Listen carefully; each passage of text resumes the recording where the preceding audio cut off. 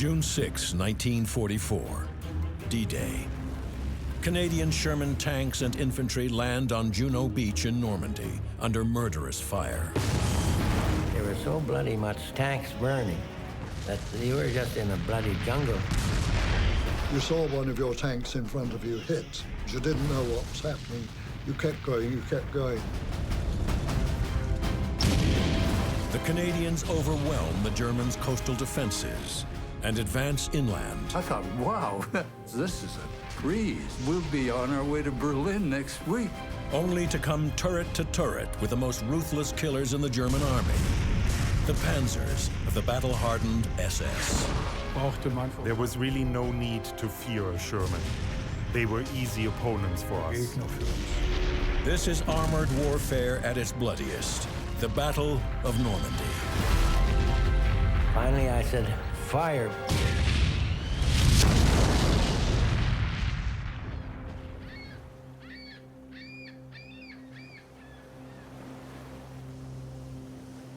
Juno Beach. 8 kilometers of gently sloping shoreline along the coast of Normandy. In the late spring of 1944, this was one of the beaches where the greatest amphibious operation in history took place. The Allies' all-out attack on Hitler's Atlantic Wall.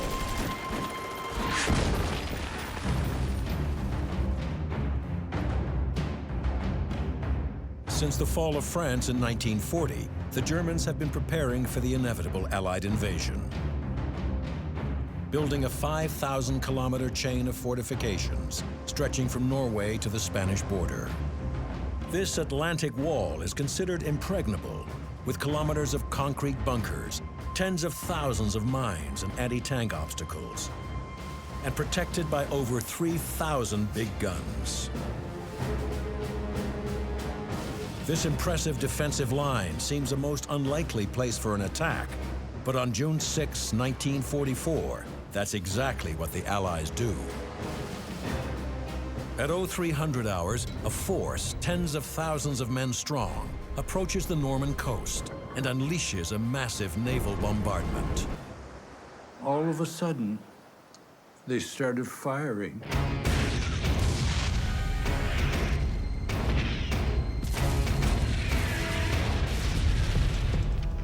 There was a British cruiser right behind us, and these 6-inch guns fired right over our heads. And my God, a 6-inch gun, when it fires, my shirt went up my back like a window blind. Scared the hell out of me. You could see it falling on the towns way up in front of you and pounding all over the place. Operation Overlord is a joint Allied attack, and the Canadian objective is 8 kilometers of heavily defended coast, codenamed Juno Beach. Leading the assault is the 2nd Canadian Armored Brigade. Their mission? Neutralize the German defenses and secure a beachhead for the infantry. At 0800 hours, the Canadians launch their attack, and leading the way are scores of amphibious tanks. They gave us all the basic training of preserving a tank in the water. We did the drill. Let the water come up and so on. Don't get panicked.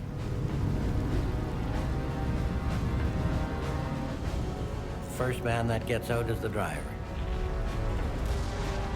Stands on the back after you. You got to steer this bloody thing, see? The DD, or swimming tank, has a sealed lower hull to keep it from sinking, and it gains extra buoyancy from high canvas skirts. But its most unique feature is its duplex drive, twin propellers that push it along at a speed of almost 4 knots. The DD is an ungainly 30-ton monster and is slow and hard to maneuver in rough seas.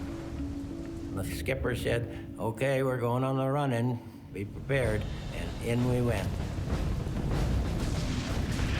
And of course, it's an awkward bloody thing to steer because it doesn't work very well in the tide and the wind, and it was an awfully rough day. The 5-kilometer run into Juno Beach is harrowing. and lethal. High waves sink the tanks, as do underwater mines.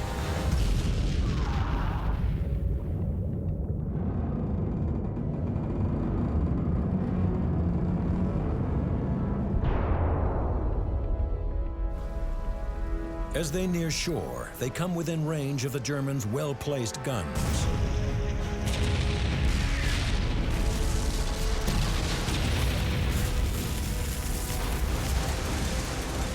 Of the 67 tanks launched from the landing craft, 11 never reach shore.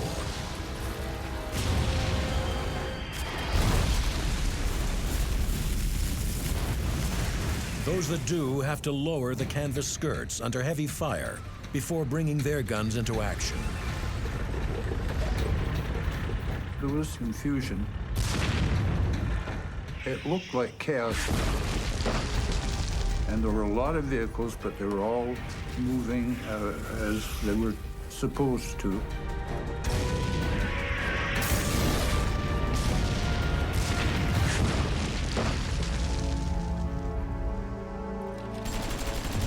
During the first hours of the battle, the Canadians lose hundreds of men and 19 tanks.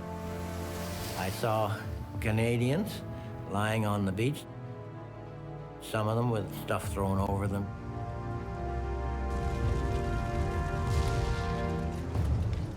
Despite their losses, they overrun the German defenses and take Juno Beach. By the end of D-Day, the Allies have breached Hitler's Atlantic Wall along 80 kilometers of Normandy coastline and have begun their advance inland. Their strategy is to encircle and destroy the German forces in occupied France. The Americans are to swing west, while British and Canadian forces head south toward their next objective, the strategically important city of Caen.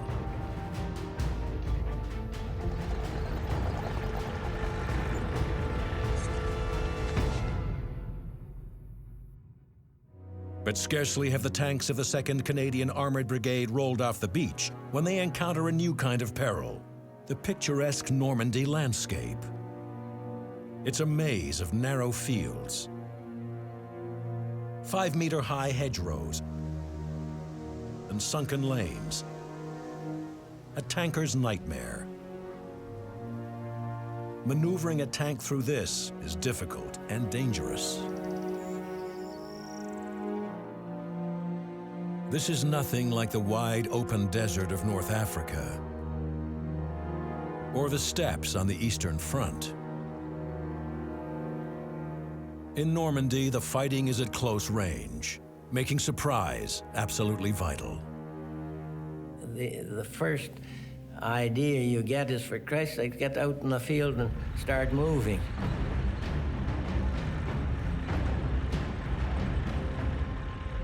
Suddenly, you're up against the Normandy hedge, which is 14 feet high.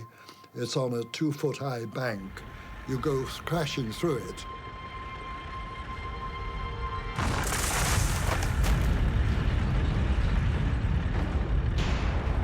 And you go down into a sunken road 4 feet deep. You go across the road and you're into another Normandy hedge.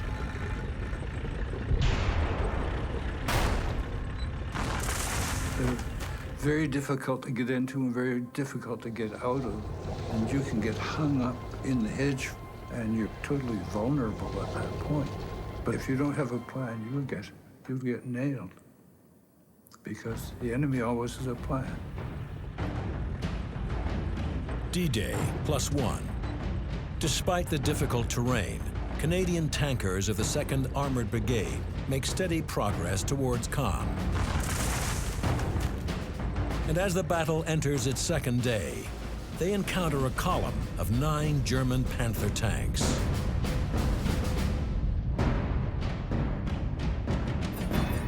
The Panther is considered one of the best tanks in the Second World War. Its long-barreled 75mm cannon is deadly, even at long range. It's protected by 80mm of frontal armor, welded at a steep 50-degree slope, making it almost invulnerable to frontal attack. Der Panther war, das ist ja bekannt. The Panther was, and this was pretty well known, the most functional and best tank in the war, based on 3 components: gun velocity, cross-country mobility, and armored protection. Geländegängigkeit und Panzerschutz. But those advantages won't help these Panthers. Their frontal armor won't do them any good. They're side on to the Shermans and highly exposed.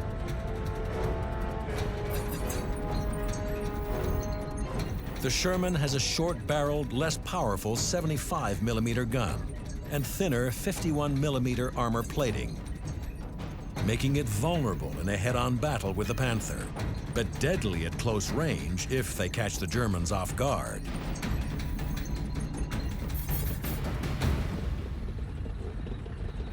For wireless operator Phil Lawrence and the other rookies of the Sherbrooke Fusiliers, this will be their first head-to-head encounter with the enemy. We heard from the infantry that there were some Panther tanks coming.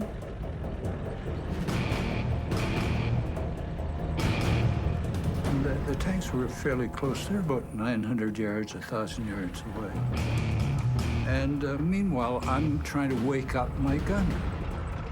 The captain got us all lined up. Each of us was given a target. And I'm kicking his legs to try to get some life into him. By this time, the order to fire has been given.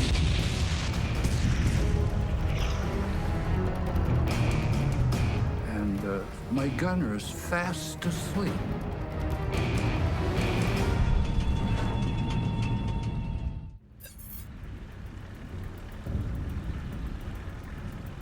June 6, 1944, D-Day. Canadian tanks and infantry land at Juno Beach in Normandy under intense fire.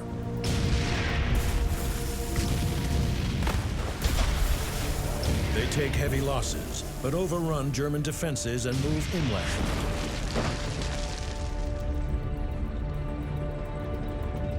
The Allied plan is to encircle and destroy the German forces in Normandy, with the Americans swinging west, while British and Canadian forces push south towards the strategically important city of Caen. Leading the Canadian advance are the tanks of the 2nd Canadian Armored Brigade. A few kilometers inland, they encounter a column of German Panther tanks.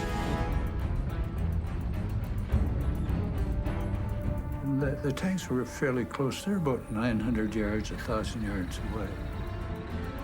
By this time, the order to fire has been given, and my gunner is fast asleep. It's very scary. And the crew commander is batting him with his head with his hands to wake him up. He said to the gunner, you useless son of a bitch, you are now the co-driver trying to get in there and don't get in anybody's way.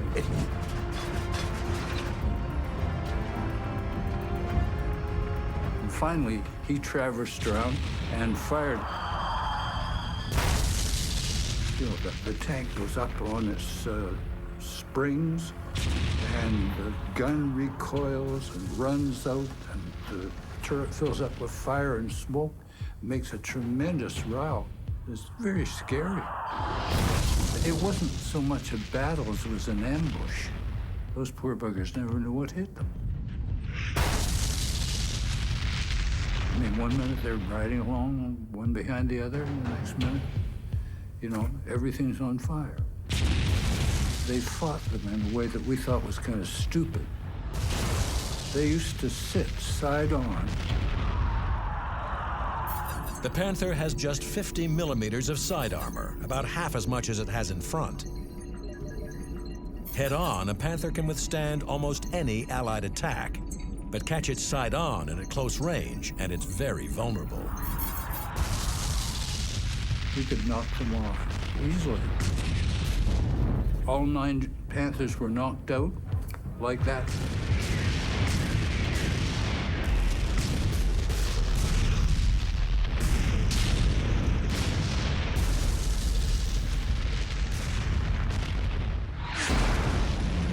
thought, wow, this is a breeze. This is a great, I like this.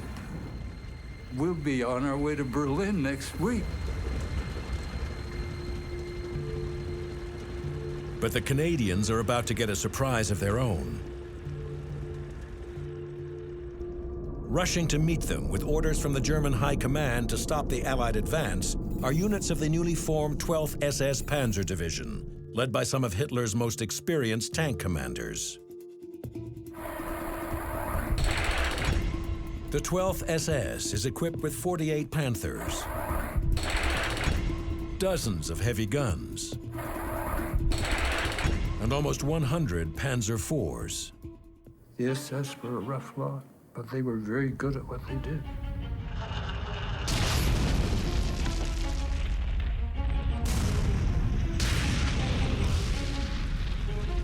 If you make a mistake, they'll kill you. Es ist unsere Pflicht zu tun, ob wir meinten, das bringt We knew that it was our duty as soldiers of the German Wehrmacht to serve, whether we thought it would be successful or not. Da braucht niemand nach Moral fragen, bis zum Letzten. This was none of our Wir business. sind als Soldaten der deutschen Wehrmacht. The 12th SS, also known as the Hitler Youth Division, is led by Kurt Meyer, a decorated veteran of the Eastern Front, with a reputation as an aggressive and ruthless tank commander. His troops call him Panzer Meyer. Battalion after battalion arrived. The soldiers waved at me. They were moving forward to their baptism of fire in a calm manner. They showed no self-pity. They were determined to prove themselves.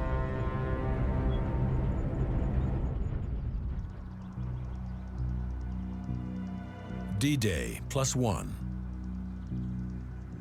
Kurt Meyer and his panzers take up positions in the historic 12th century Abbaye d'Ardenne. There in the monastery gardens, the 12th SS Panzer Division lies in wait for the tanks of the Sherbrooke Fusiliers, who are supporting the North Nova Scotia Highlanders, slowly advancing en route to Caen. From high atop the Abbey Tower, Kurt Meyer can see them coming. He climbed up the tower of the Ardennes Church. The Abbey is 67 meters above sea level. The church itself is 26 meters high. He was able to see all the way to the western end of Juno Beach. The terrain as far as the coast was spread before me like a sand table. The whole expanse looked like an anthill. He noticed the Canadian troops advancing. I then saw what was happening. My God, what an opportunity. I issued orders to all battalions, the artillery and the tanks, fire on my command only.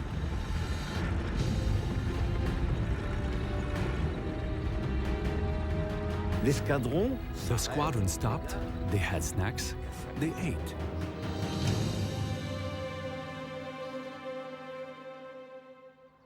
The Canadians had no protection on their flank. The tanks were right across the front of our regiment. The barrels of our guns were pointing at them.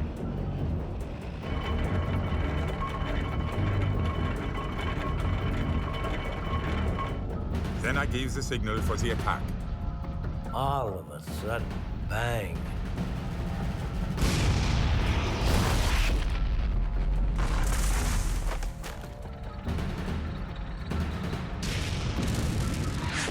The Canadians were caught off guard. They seemed totally surprised. There was so bloody much smoke and tanks burning that you were just in a bloody jungle.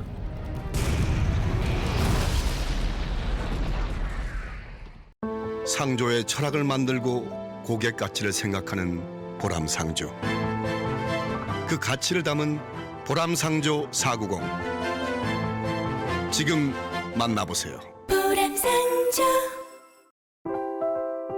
광고를 보고 전화를 걸게 됐죠. 제가 긴장한 걸 알고 편하게 해주시고 최선을 다하겠다는 말이 참 고마웠어요. 요즘엔 웃을 일이 많아졌어요. 사나머니 덕분이죠. 걱정 마세요. 산화머니. 리드코프가 먼저 내렸습니다. 하루라도 더 빨리 신규 고객 모두 낮은 금리를 누릴 수 있도록 리드코프가 앞서갑니다. 1544-2525. 프림의 첨가물 카제인도 첨가물 인산염도 넣지 않은 단 하나뿐인 커피. 첨가물은 줄이고 커피는 더 맛있게. French Cafe Cafe Mix Nouveau.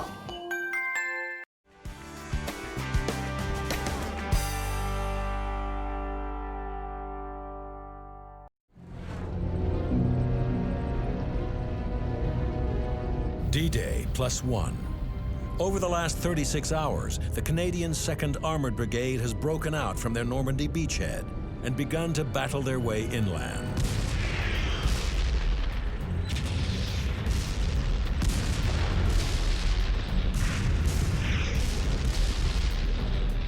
Rushing to meet them are tanks of the 12th SS Panzer Division, led by the infamous Kurt Meyer. His forces take up position in the Abbaye d'Ardennes. There, the 12th SS set a trap for the tanks of the Sherbrooke Fusiliers, now slowly advancing toward the city of Caen. All of a sudden, bang. From then on, the battle started.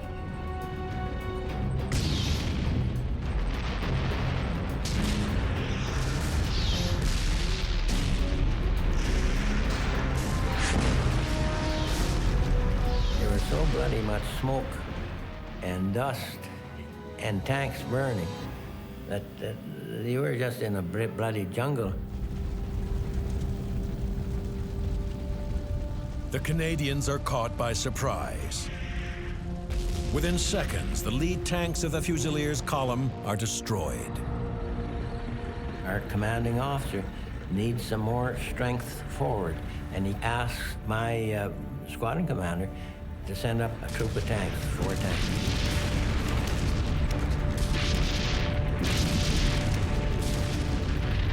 And he asked for another troop.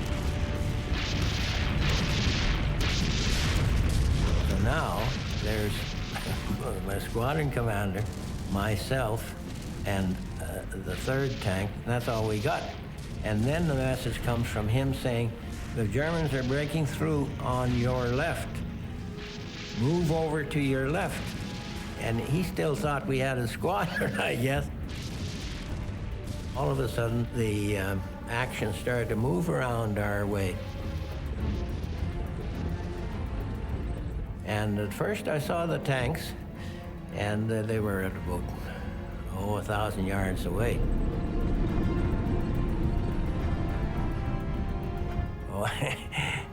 Each one of us, you had the jitters every time you saw the buggers because the gun was so much superior.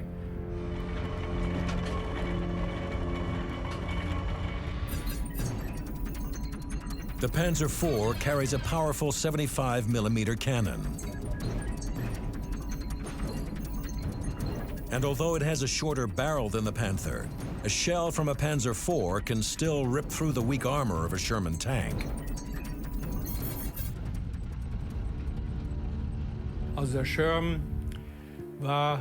The Sherman was an easy opponent for us.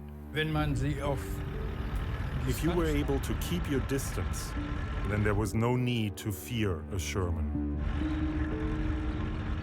The short-barreled Sherman doesn't have nearly as much punch as the Panzer IV. You had to start playing the game of tactics, and I start firing my smoke in front of them. Along with high explosive and armor-piercing rounds, the Sherman is also equipped with white phosphorus incendiaries.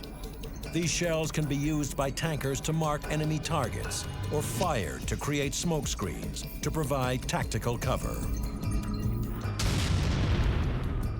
And they were at about, 1,000 yards away. And I said, for Christ's sake, let them come in close. And watch the right-hand corner where I just put down the smoke, because you may see something come around the corner there taking a look at us. And sure enough, you see a tank just sticking his nose around, looking, trying to get some view. Finally, I said, "Fire." And I hit him at about, it must have been in 800 or 900 yards, I guess. I can always remember the thing actually burning. It's Radley Walter's first tank kill. By war's end, he will have 17 more and recognition as Canada's leading tank ace. But on this day, the Canadians take a beating. They lose 28 tanks, 110 men killed, and 128 taken prisoner. 18 of the captured are delivered to a terrible fate. The first group, which was mostly the North Nova Scotias, were brought to this courtyard here. These Canadian soldiers would have come up these stairs and into this park. They came along here.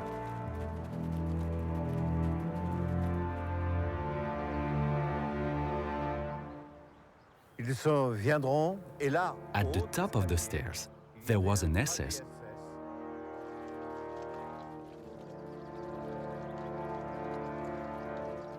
who would kill each one with a bullet in the back of the neck.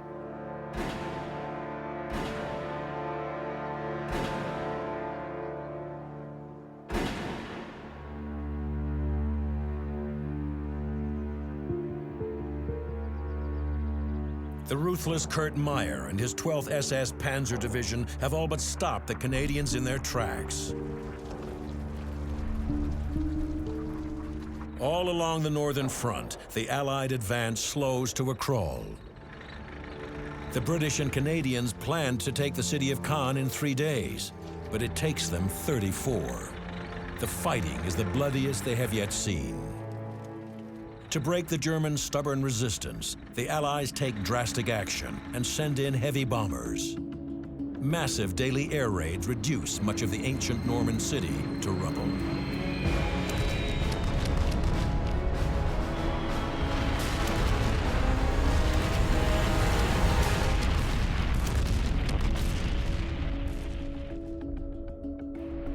What happened was that Caen City was totally obliterated. On July 9th, D-Day plus 33, the Allies finally enter Caen.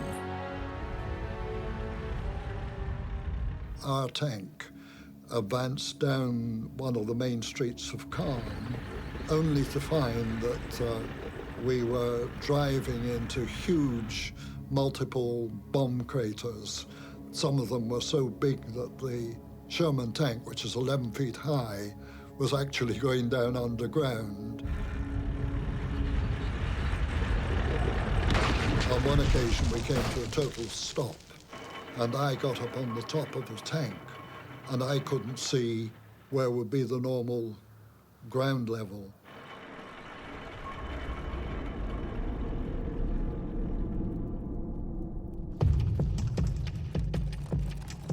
There's rubble everywhere, but no Germans.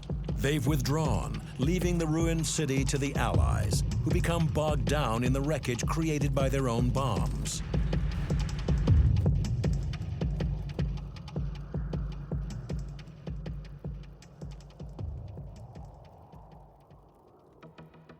The Germans have retreated south of Caen, digging in along a 5-kilometer stretch of high ground known as Verrières Ridge. The ridge rises 30 meters above the lowlands, making it an ideal defensive position for the Germans. From here, they can command the area all the way north to Caen. making it a killing ground for the advancing Allied armor. The Germans deploy their arsenal, including 72 88mm anti-tank guns, 40 Panthers, and 80 heavy Tiger tanks. Even though they are facing one of the most formidable defensive positions in Normandy, on July 18th, 9 days after entering Caen, British and Canadian forces launch Operation Goodwood, an armored assault aimed directly at the Germans on Verrières Ridge. And once again, the tankers of the 2nd Canadian Armored Brigade are in the thick of it. Their orders? Take and hold a small Norman village at the foot of the ridge. I remember being in a place called Saint-André-sur-Orne. They had reported that there were 64 German tanks in Saint-André. We said, well, that means there's probably 8 tanks.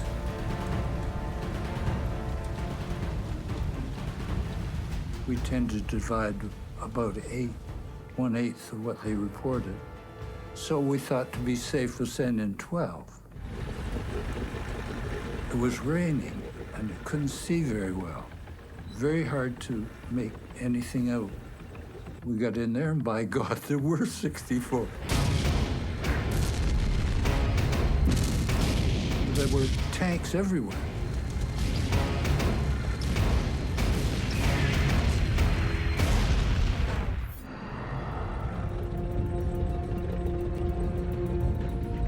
July 9th, 1944. After 34 days of fierce fighting,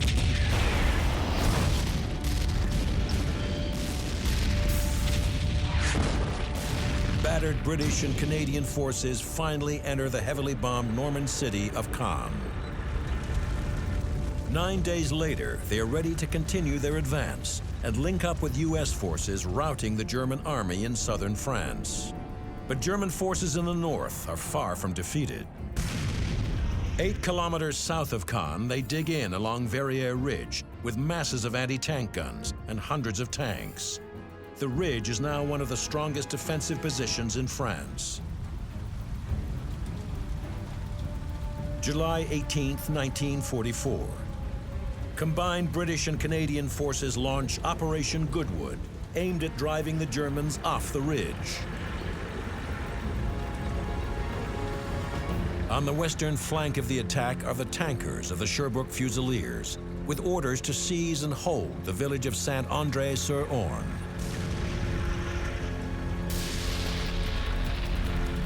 They had reported that there were 64 German tanks in Saint-André. We said, well, that means there's probably 8 tanks. We got in there and by God, there were 64. There were tanks everywhere.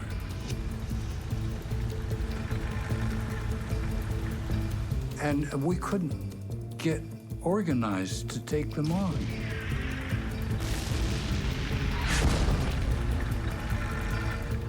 And there was a lot of people getting knocked out.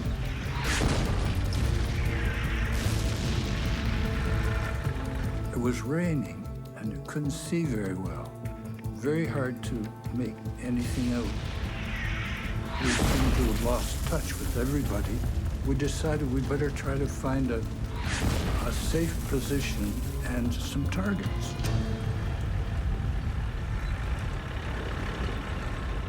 We found an excellent position. There was a stone building on our right, so we were covered from view and from fire from the right. You could hardly see us for this hedge. There were 9 Panthers out about 1,000 yards or so, side on. I had taken one last look out of the turret because I'm still having trouble with the mist and rain and whatnot. And a Tiger tank came around the corner of the building, saw the position, thought, that's a great position. And they pulled in to stop right in front of us.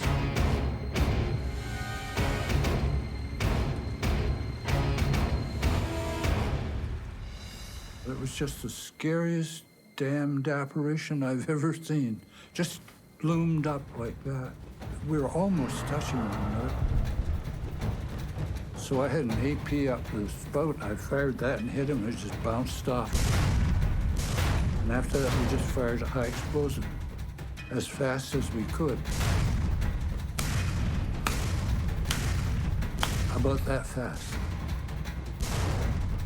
I was literally just holding the firing button down. The gun was firing, recoiling, running out, firing, recoiling, running out.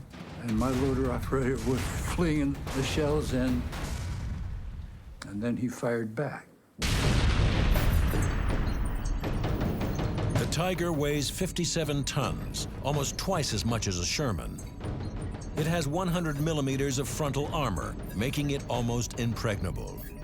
It carries an 88 millimeter gun that can destroy a Sherman more than 2 kilometers away. And this Tiger is practically on top of Lawrence's tank.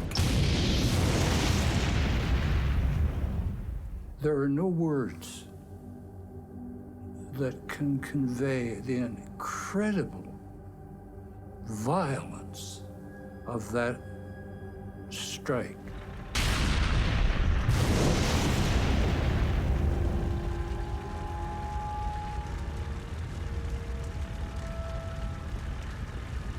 The AP shell that hit our turret, it looked as if someone had taken a torch and just burned the channel front to back. I said, you know, drive in reverse, hard right. And our co-driver was driving, and he wasn't a very good driver. And he went to go into reverse, he revved up the engine. The real driver grabbed the hand throttles, and then he just grabbed the gear shift lever and rammed it into reverse and yelled into the face of the co-driver, let out that clutch and get the hell out of here. And so we went shooting back.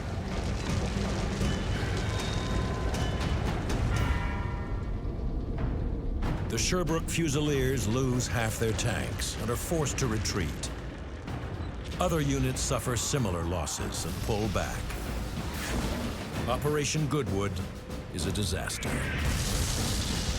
The British sent 800 tanks across that open ground just south of Caen, and 400 of them were knocked out. The Germans were up on the Bourguebus-Verrières ridge and were able to see for miles and miles. And along those miles, the Germans were entrenched in farmhouses, hidden away with their big guns,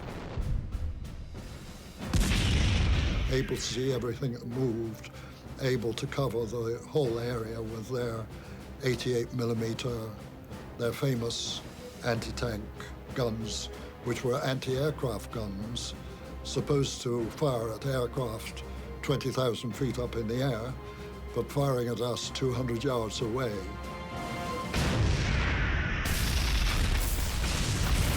On the 21st, the offensive against Verrières Ridge is called off as the enormity of the losses sinks in. In just 4 days, the Allies lose over 6,000 men and more than 300 tanks, and the Germans still remain firmly in control of the ridge. Now, our task was to go up that hill and find a way in which we could get through those German lines, which are now reported to be possibly one of the strongest defenses that the Germans set up anywhere in World War II. The Allies are desperate for a breakthrough. Canadian Lieutenant General Guy Simonds comes up with a bold and risky plan to take the ridge. Codenamed Operation Totalize, Simonds' plan calls for 400 tanks to quickly advance in 6 columns straight into the German defensive positions. And to reduce the effect of the German big guns, he will launch the attack at night. If one asks, what did one see? The simple answer is nothing.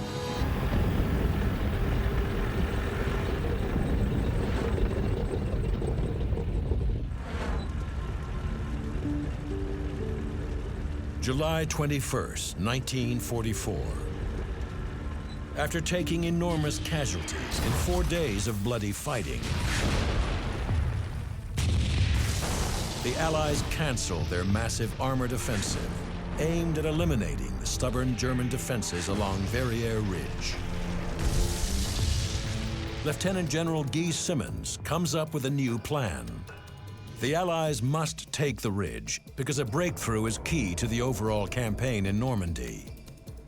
Codenamed Operation Totalize, it calls for 400 tanks, supported by infantry, to rush forward in 6 columns, headlong into the German guns. To reduce the effect of the guns, Simonds plans to strike under the cover of darkness.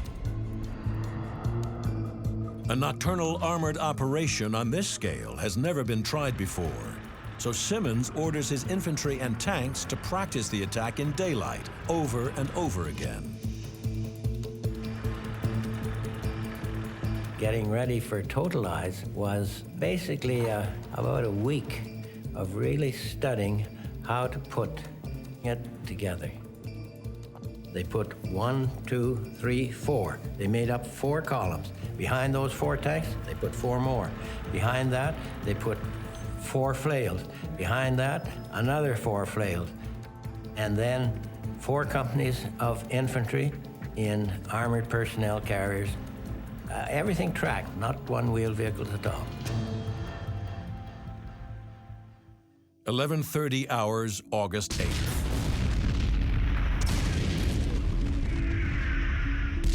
After a massive bombardment, Operation Totalize begins. 400 British and Canadian tanks lurch forward into the darkness. So you were in a mixture of sentiments. You were afraid, you were proud, you were thrilled, you were bewildered.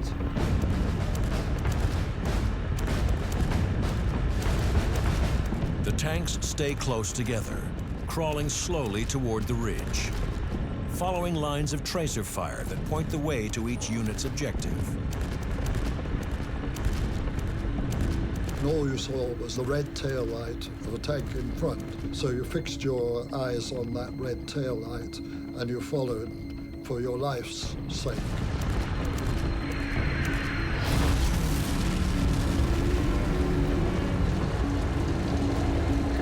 And the buggers would be putting in mines knowing reasonably well where we were and which way we might come out against them.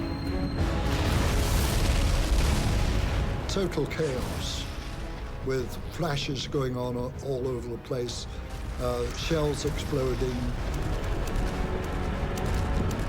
You'd hear the shooting going on all over the damn place. On the way, you saw some Germans in slit trenches, but you've been told not to stop, to keep going. You saw one of your tanks in front of you hit and going up in flames. You saw another one hit, going up in flames. You didn't know what was happening. You kept going, you kept going.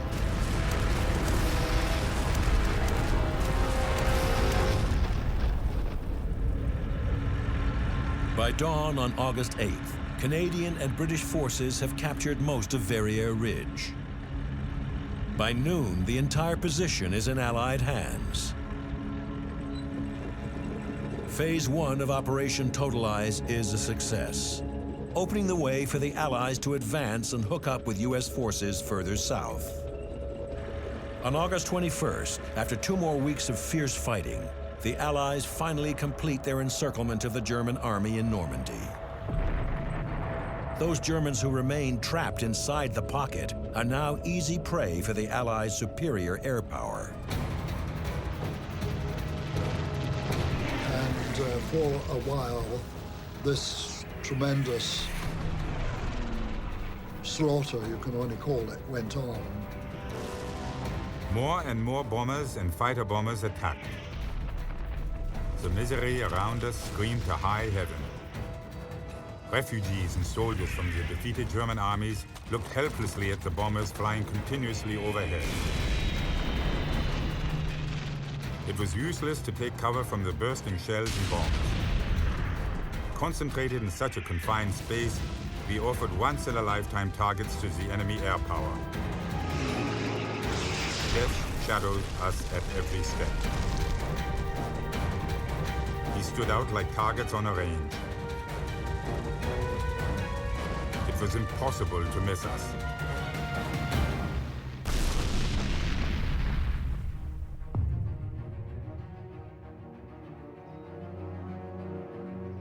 The destruction of the German army in France marks the end of the Battle of Normandy. German losses are horrific. 200,000 are killed or wounded, and 1,300 tanks are destroyed.